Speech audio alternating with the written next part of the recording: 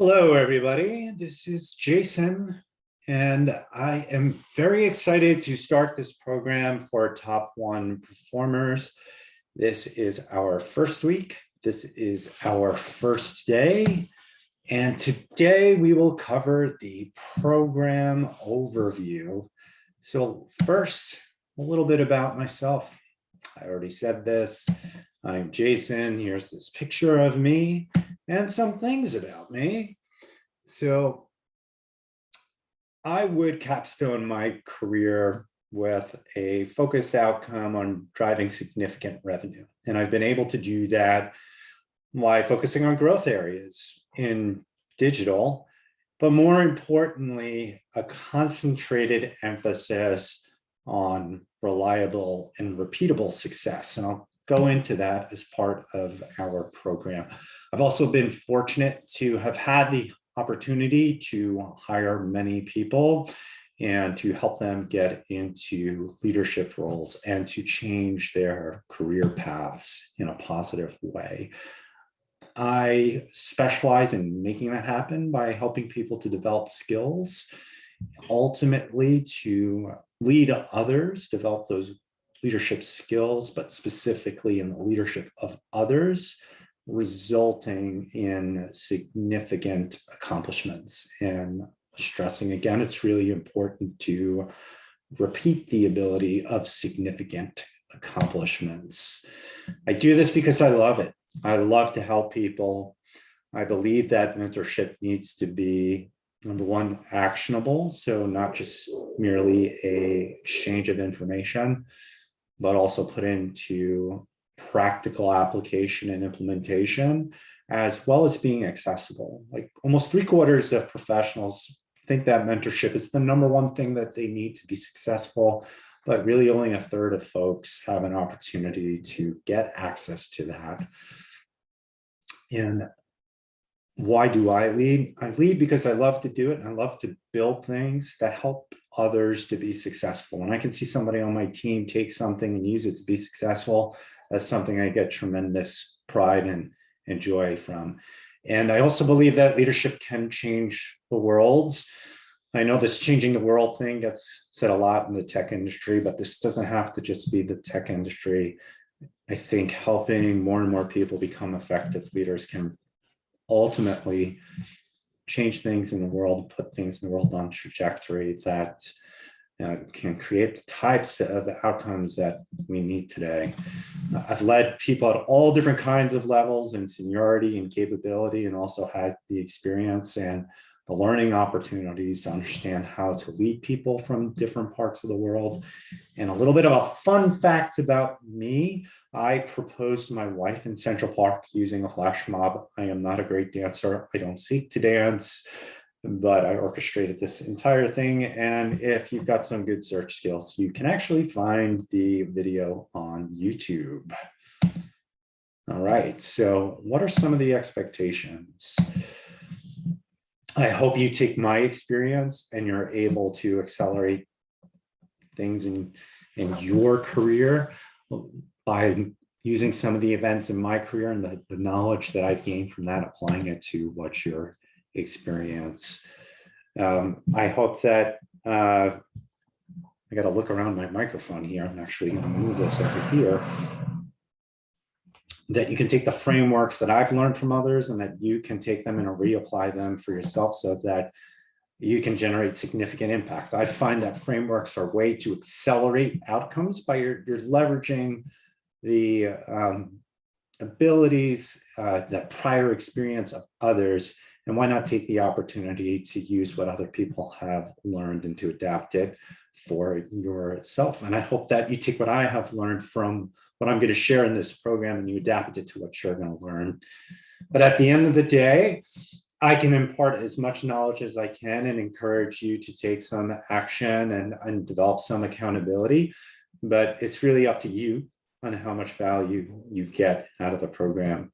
So what will you take away from this program? You will get tools that help you to enable and to accelerate outcomes that you are aspiring to achieve.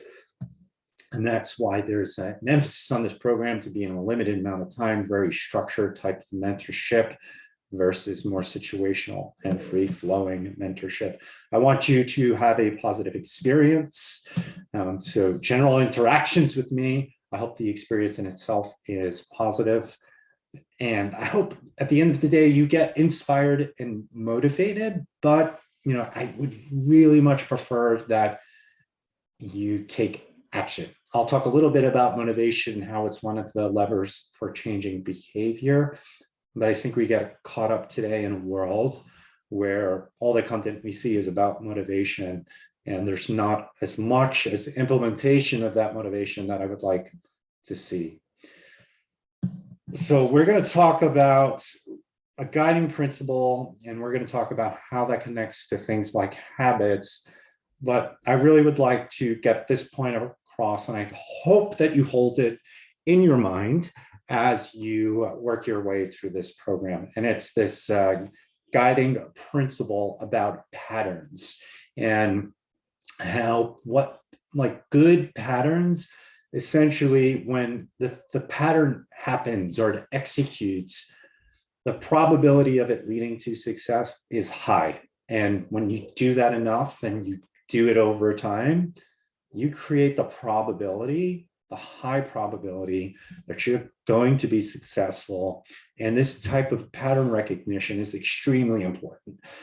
When you look at topics like machine learning, all the machines are really doing are finding these successful patterns and are willing to execute them because of the probability that they return success.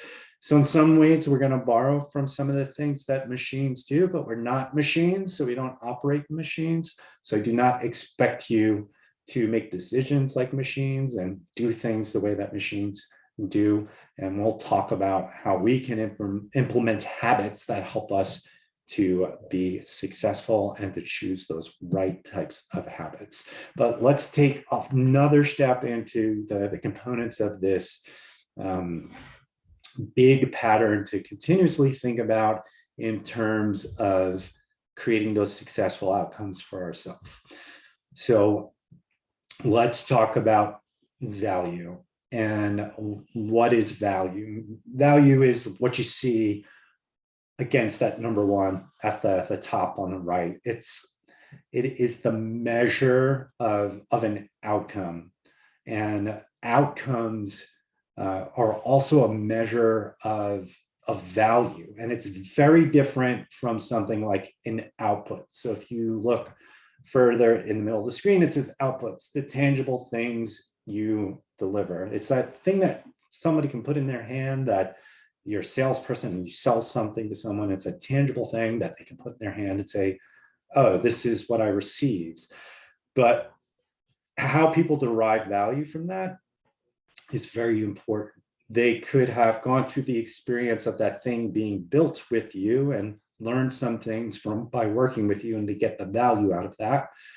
And then there's a different type of value that they get by taking that thing that you've developed and is tangible, and then they actually use it, right? So I can work with somebody on designing a house, and that I have a great experience designing the house with them. It was pleasurable. They made the experience great, and they deliver the house, and the output was the house. And I got value from the experience of that output being generated. But how I choose to use that house is more indicative of the value that's created over time. So when we think about creating value, we need to consider the value generated from the experience and the value that's generated when people use the things that we deliver. This is going to be very important because that ability to scale is derived from the value of the things that the outputs that we create and the ability of others to use those outputs to create outcomes. Now we can do that as an individual, and we can also allow others to do that. We'll go further into more detail as we go through the program.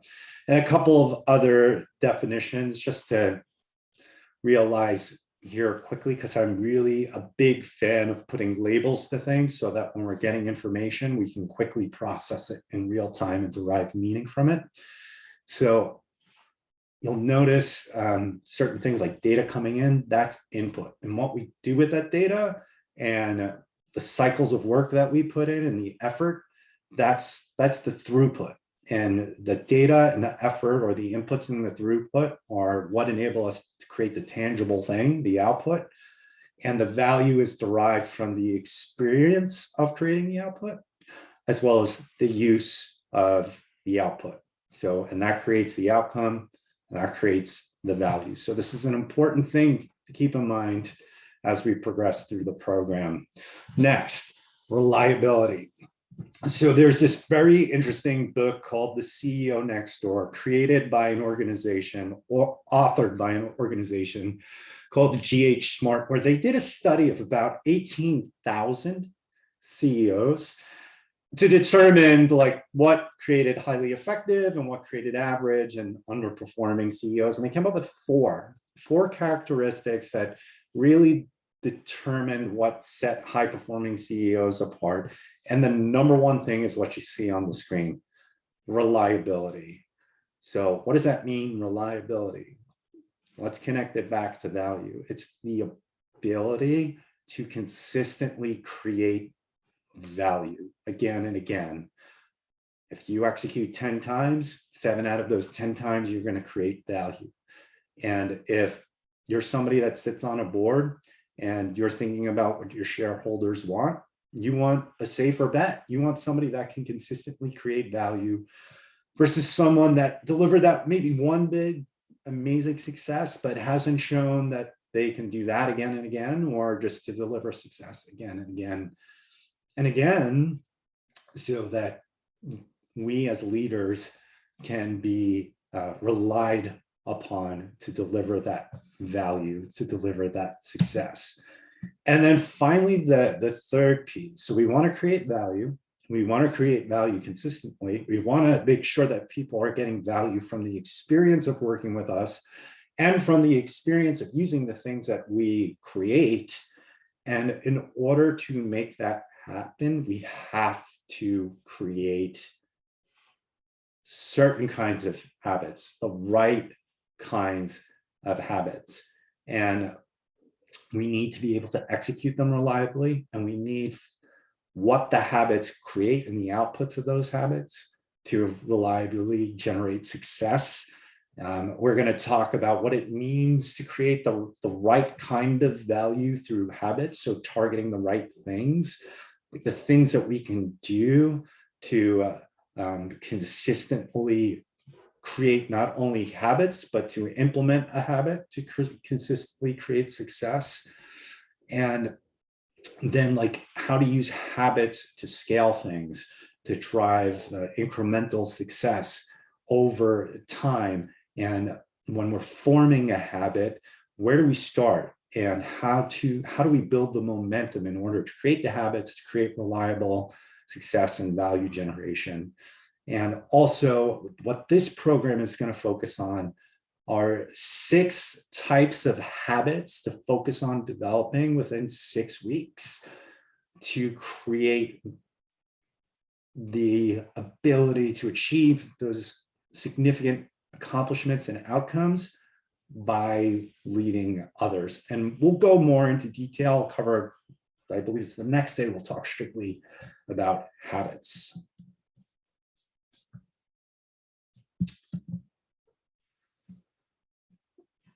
It's important to have an objective, and we'll talk a little bit more about alignment in the strategy week, but an objective is something always to realign to ensure that we are choosing the right thing to create habits around.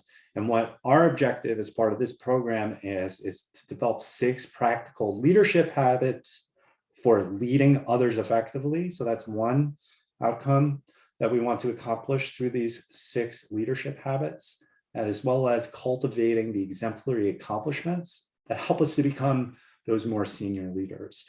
When I've been doing research in this area, these are the two outcomes that most people are really looking for, but you can also apply these 6 leadership habits to help you achieve different types of outcomes beyond these and to achieve different types of value, depending upon what your own personal goals are. So briefly, the logistics.